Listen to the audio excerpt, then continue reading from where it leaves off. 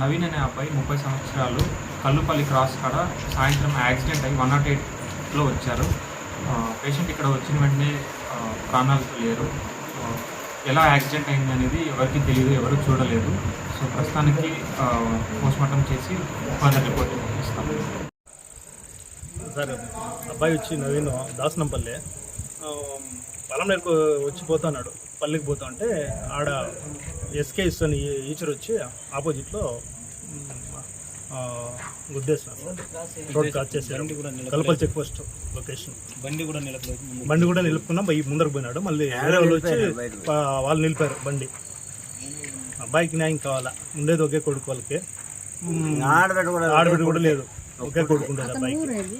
దాసనంపల్లి village, Rayalapeta. ఏం పని చేస్తారు అబ్బాయి? సూపర్వైజర్ మామూలుగా ఫీల్డ్ లో తిరిగేది బైక్ లో. ఓకే.